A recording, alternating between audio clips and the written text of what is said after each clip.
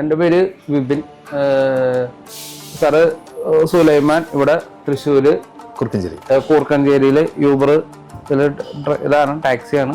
ഇപ്പൊ നമ്മുടെ showroom visit ചെയ്യാനുള്ള കാരണം എന്താണ്? ഡീകാർബണൈസിങ് എന്നതിന് ഡീകാർബണൈസിംഗ് എന്ന് പറഞ്ഞിട്ടുണ്ടെങ്കിൽ ഡീകാർബണൈസ് ചെയ്താൽ മൈലേജ് കൂടും അല്ലെങ്കിൽ പെർഫോമൻസ് വ്യത്യാസം ഉണ്ടാവും എന്നൊക്കെ ഞാൻ കേട്ടു. അപ്പോ എന്റെ ഇതിലാണെന്നുണ്ടെങ്കിൽ മൈലേജ് അത്യാവശ്യം ഷോർട്ടേജ് പോലെയാണ് കാണിക്കുന്നത്. ലോങ് പോകാൻ വെച്ചാൽ അത്യാവശ്യം മൈലേജ് ഉണ്ട്, പക്ഷെ സിറ്റിയിലൊക്കെ ആണെങ്കിൽ വളരെ പെർഫോമൻസും കുറവാണ്. അതായത് പിക്കപ്പ് അത് കുറവാണ്. അപ്പൊ ഒന്ന് ഡീകാർബണൈസ് ചെയ്ത് നോക്കാം, എന്നിട്ട് അതിന്റെ ഇതെങ്ങനെയാണെന്നുള്ളത് ഒന്ന് അറിയാലോ എന്ന് വെച്ചിട്ടാണ്.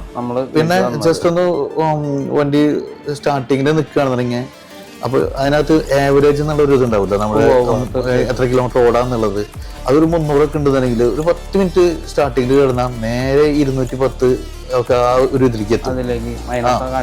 പെട്ടെന്ന് എന്നെ കുറയും.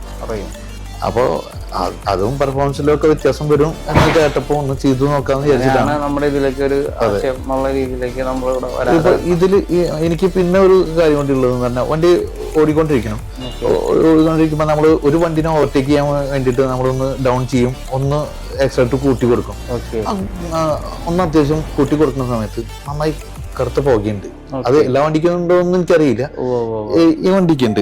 അത് അതിൽ മെയിൻ ആയിട്ട് കാർബണിന്റെ ഇത് കണ്ടന്റ് കൂടി വരുമ്പോഴാണ് സ്മോക്ക് കാര്യങ്ങൾ വരുന്നത്, ഇജാറ് കാര്യങ്ങള് ബ്ലോക്ക് കാര്യങ്ങൾ വരും. അതിൽ വ്യത്യാസം കാണിക്കോ?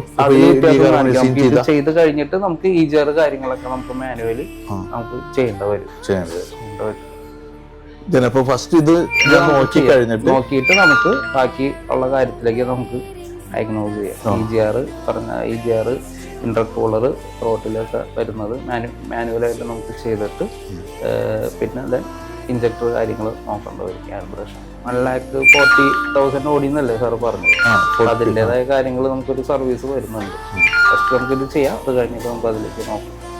46 ആയിട്ട് ബാക്കിയുള്ള കാര്യങ്ങൾ നോക്കാം. ഓക്കെ ബാക്കിയുള്ള കാര്യങ്ങൾ ചെയ്യാം.